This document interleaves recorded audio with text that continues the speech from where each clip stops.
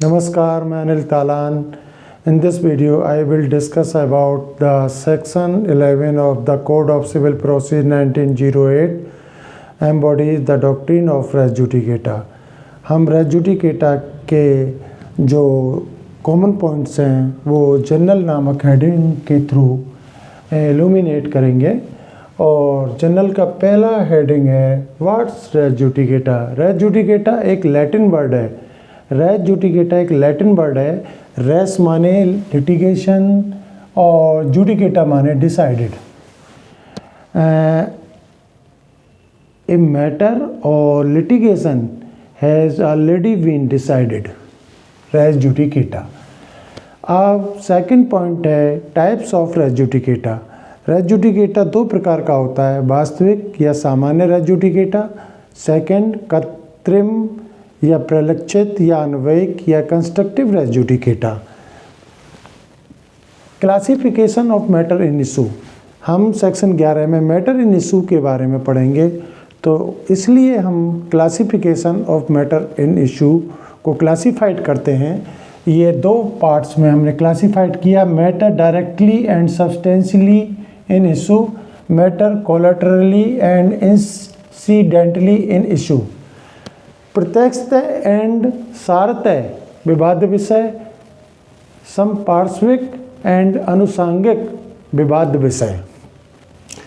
प्रत्यक्षतः और सारतः विवाद विषय को फिर हम दो भागों में बांटते हैं. एक्चुअल, जिसे एक्सप्लेनेशन 3 में बताया गया है. सेकंड कंस्ट्रक्टिव, जिसे एक्सप्लेनेशन 4 में बताया गया है. धारा 11 सीपीसी में प्रावधानित सिद्धांत एक वैधानिक सिद्धांत है. इसे निर्णय की अंतिमता का सिद्धांत भी कहते हैं. Rule of conclusiveness of a judgment. धारा 11 सीपीसी संपूर्ण नहीं है. The section 11 is not exhaustive. धारा 11 के साथ 8 स्पष्टीकरण संलग्न है. स्पष्टीकरण 7 और 8 को संशोधन अधिनियम 1976 के द्वारा जोड़ा गया है. अब हम नेक्स्ट हेडिंग लेते हैं प्राण न्याय के सिद्धांत के विधि शास्त्रीय आधार, अर्थात डॉक्ट्रिन ऑफ रेस जुडिकेटा के विधि शास्त्रीय आधार क्या हैं. फर्स्ट मैक्सिम है रेस जुडिकेटा प्रो वेरिकेट ऑक्सीपुटर, अर्थात निर्णीत मामले की सत्यता को स्वीकार करना चाहिए या न्यायालय के निर्णय को सत्य स्वीकार करना चाहिए. सेकंड है इंटरेस्ट रिपब्लिकी अट सिट फिनिश लिटियम, यह राज्य के हित में होगा कि मुकदमेबाजी का अंत होना चाहिए. थर्ड है नेमो डिबेट विस वैक्सारी प्रो यूना एट ईडेम कोजा, किसी व्यक्ति को एक ही बात कारण के लिए बार बार तंग नहीं करना चाहिए. प्रथम दो मैक्सिम लोक न्याय से संबंधित हैं. अंतिम सूक्ति निजी न्याय से संबंधित है. अब नेक्स्ट हेडिंग है हमारा salient features of doctrine of res judicata. प्राण न्याय के सिद्धांत की मुख्य विशेषता है. यह सिद्धांत लोक नीति और औचित्य पर आधारित है.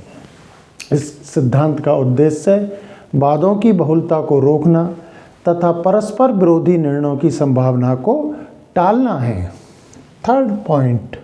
सेकंड पॉइंट, यह सिद्धांत साम्य, न्याय तथा सद्विवेक पर आधारित है. फोर्थ पॉइंट, यह सिद्धांत बुद्धि और तर्क पर आधारित है. यह एक विश्वव्यापी सिद्धांत है. इससे विश्व की समस्त विधिक प्रणालियों में मान्यता प्राप्त है. यह सिद्धांत विधि के शासन का भाग है.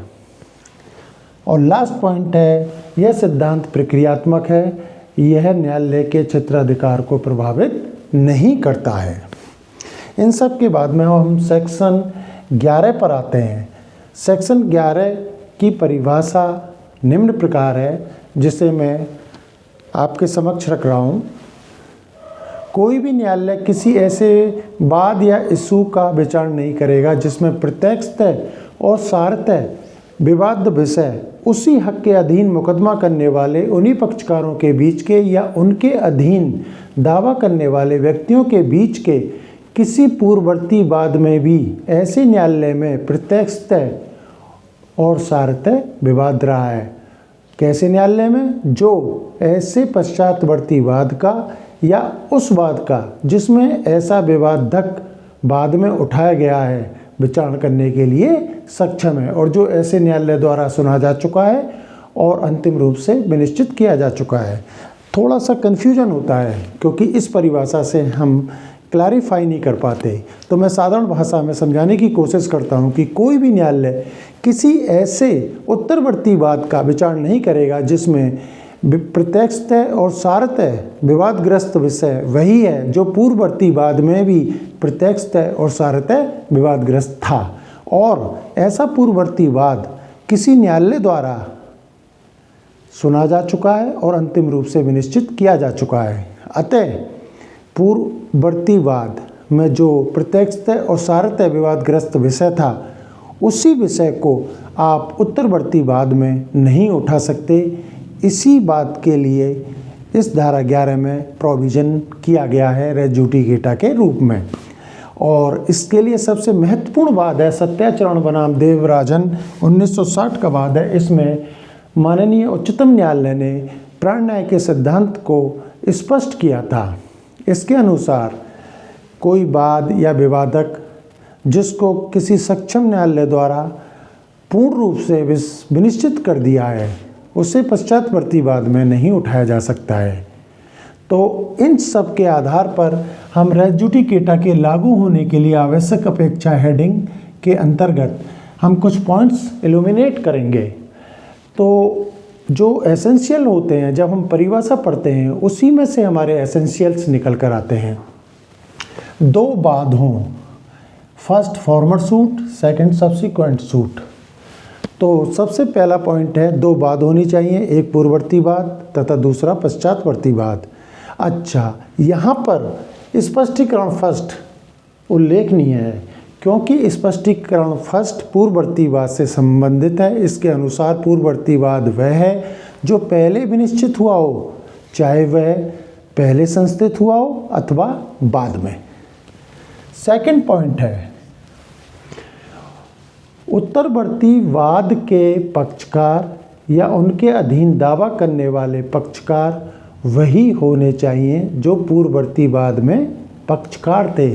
उत्तरवर्ती वाद के पक्षकार या उनके अधीन दावा करने वाले पक्षकार वही होने चाहिए जो पूर्ववर्ती वाद में पक्षकार थे। यहाँ पर स्पष्टीकरण 6 उल्लेखनीय है। स्पष्टीकरण 6 के अनुसार पक्षकार से तात्पर्य वादी तथा प्रतिवादी से है। पक्षकार से तात्पर्य ऐसे व्यक्ति से है जिसका नाम निर्णय की तिथि पर अभिलेख पर वादी या प्रतिवादी के रूप में हो। पक्षकार में पक्षकार के प्रतिनिधि भी शामिल हैं। अब पक्षकार के अधीन दावा करने वाले व्यक्तियों का विषय वस्तु में हित अवश्य होना चाहिए, अन्यथा वो दावा नहीं कर सकते। थर्ड पॉइंट, दोनों पक्षकार चाहे पूर्ववर्ती वाद हो चाहे पश्चातवर्ती वाद हो एक ही स्वत्व या हक के अधीन लड़े हों अंडर द सेम टाइटल। तो रेस जुडिकेटा के लागू होने के लिए सबसे महत्वपूर्ण शर्त यह है कि दोनों पक्षकार एक ही हक के अधीन लड़े हों। यह हक से तात्पर्य हैसियत से है। चौथा पॉइंट, उत्तरवर्ती वाद में प्रत्यक्षतः और सारतः विवादग्रस्त विषय वही होना चाहिए जो पूर्ववर्ती वाद में भी प्रत्यक्षतः और सारतः विवादग्रस्त था। तो यहाँ पर हम स्पष्टीकरण 3rd और 4th का उल्लेख कर सकते हैं। स्पष्टीकरण 3rd के अनुसार प्रत्यक्षतः और सारतः विवादग्रस्त विषय वह है जिसे एक पक्ष द्वारा अभिकथित किया गया हो तथा दूसरे पक्ष द्वारा अविभक्त रूप से या विवक्षित रूप से स्वीकार या इनकार किया गया हो। स्पष्टीकरण 4 के अनुसार स्पष्टीकरण 4 क्या कहता है? ऐसा विषय भी प्रत्यक्षतः तथा सारतः विवादग्रस्त माना जाएगा जिसे पूर्ववर्ती वाद में आक्रमण या प्रतिरक्षा के रूप में या उसका आधार बनाया जाना चाहिए था या बनाया जा सकता था। ये ही कृत्रिम या आर्टिफिशियल या प्रलक्षित या अन्वयिक रेस जुडिकेटा का एक भाग है, क्योंकि इसमें वाद को टुकड़ों में लाने की मनाही की गई है क्योंकि यह लोक नीति के विरुद्ध होगा और बहुत सारे वादों का सामना करना पड़ेगा। तो ये कहा गया है कि ऐसा कोई विषय जो पूर्ववर्ती वाद में आप आक्रमण या प्रतिरक्षा का आधार बना सकते थे और बनाना चाहिए भी था, उसे आप सब्सिक्वेंट बाद में नहीं उठा सकते, क्योंकि उसे भी प्रत्यक्षतः और सारतः विवादग्रस्त विषय माना जाएगा। प्रत्यक्षतः और विवादग्रस्त विषय वह है जिसके संबंध में अनुतोष की याचना की जाती है। यह निर्णय की दृष्टि से निर्णायक और मूल्यवान होता है। इसी के साथ समपार्श्विक, मैंने पहले बताया, समपार्श्विक और अनुषंगिक विवादग्रस्त विषय वह है जिसके संबंध में अनुतोष की याचना नहीं की जाती है। ये परोक्ष बिंदु होते हैं। इन्हें बाद में केवल इस उद्देश्य से शामिल किया जाता है ताकि प्रत्यक्षतः और सारतः विवादग्रस्त विषय पूर्णतः और अंतिमतः विनिश्चित किया जा सके। आपका 4 पॉइंट कंप्लीट हो चुका। अब 5th पॉइंट, पूर्ववर्ती वाद को विनिश्चित करने वाला न्यायालय उत्तरवर्ती वाद का विचारण करने के लिए सक्षम हो। यहाँ पर स्पष्टीकरण 2 और स्पष्टीकरण 8 संदर्भ योग्य हैं। स्पष्टीकरण 2 के अनुसार न्यायालय की सक्षमता के अवधारण में अपील के अधिकार संबंधी उपबंध विचारणीय नहीं होंगे। स्पष्टीकरण 8 सीमित क्षेत्राधिकारिता वाले न्यायालय से संबंधित है। इसके अनुसार पूर्ववर्ती वाद में विनिश्चित बिंदु उत्तरवर्ती वाद में विचारणीय न होंगे। भले ही पूर्ववर्ती वाद में ऐसे बिंदुओं को विनिश्चित करने वाला न्यायालय उत्तरवर्ती वाद का विचारण करने हेतु सक्षम न हो। तो ये एक्सप्लेनेशन 8 धारा 11 में परिभाषा को एक स्कोप देता है, एक्सटेंड करता है, उसको बढ़ावा देता है। तो अब आप कह सकते हैं कि पूर्ववर्ती वाद में जो बिंदु विनिश्चित किए गए हैं वो उत्तरवर्ती वाद में विचारणीय नहीं होंगे। भले ही ऐसे बिंदुओं को विनिश्चित करने वाला न्यायालय उत्तरवर्ती वाद का विचारण करने हेतु सक्षम न हो। और डेफिनेशन में आपने क्या पढ़ा कि ऐसा न्यायालय जो उत्तरवर्ती वाद का विचारण करने हेतु सक्षम हो। तो यहाँ स्पष्टीकरण 8 धारा 11 को और अधिक विस्तार देता है। लास्ट पॉइंट जो हमने धारा 11 से निकाला है वो ये है कि पूर्ववर्ती वाद दोनों पक्षों को सुनकर और अंतिमतः विनिश्चित किया गया हो। गुण दोष पर निर्णय आवश्यक होगा। ये हमारा हो गया। अब हमारे 2 स्पष्टीकरण बचे, स्पष्टीकरण 5th और स्पष्टीकरण 7। स्पष्टीकरण 5th प्रकल्पित अस्वीकृति से है। इसके अनुसार ऐसा अनुतोष जिसकी याचना की गई हो किंतु जिसे डिक्री द्वारा अभिव्यक्त रूप से अनुदत्त न किया गया हो, अस्वीकार किया गया माना जाएगा। डीम्ड प्रकल्पना माना जाएगा कि भाई हमने आपको वो जो रिलीफ है वो ग्रांट कर दिया है। एक्सप्लेनेशन 7 क्या कहता है? एक्सप्लेनेशन 7 के अनुसार रेज जुडिकेटा निष्पादन कार्रवाइयों पर भी लागू होगा। तो हमने देखा कि no court shall try any suit और issue that is subsequent suit, यानी कि एनी सूट और इशू का विचारण नहीं करेगा। तो मेरे कुछ क्वेश्चन एराइज होते हैं कि क्या रेज जुडिकेटा एक आज्ञापक है, मैंडेटरी है? Yes, doctrine of res judicata is mandatory, क्योंकि इसमें डेफिनेशन में स्पष्ट रूप से कहा गया है कि नो कोर्ट शैल ट्राई, शैल नहीं करेगा, कर सकता है, नहीं करेगा, तो ये आज्ञापक है। क्या डॉक्ट्रिन ऑफ रेज जुडिकेटा वैधानिक सिद्धांत है? यस, यह एक वैधानिक सिद्धांत है। क्या res judicata writs, appeal, revision, औद्योगिक न्याय निर्णयों पर लागू होता है? यस, लागू होता है। लेकिन रिट एक ऐसी रिट है जो अपवाद स्वरूप है, हीवियस कॉर्पस, अर्थात बंदी प्रत्यक्षीकरण। ध्यान देना, बंदी प्रत्यक्षीकरण पर रेज जुडिकेटा लागू नहीं होता है।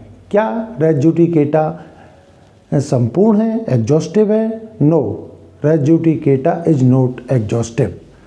तो मुझे विश्वास है कि मैंने संक्षेप में सेक्शन 11 जो पूर्व न्याय अर्थात प्राण न्याय के बारे में प्रावधान करती है उसके बारे में मैंने आपको बेहतर से बेहतर समझाने का प्रयास किया है।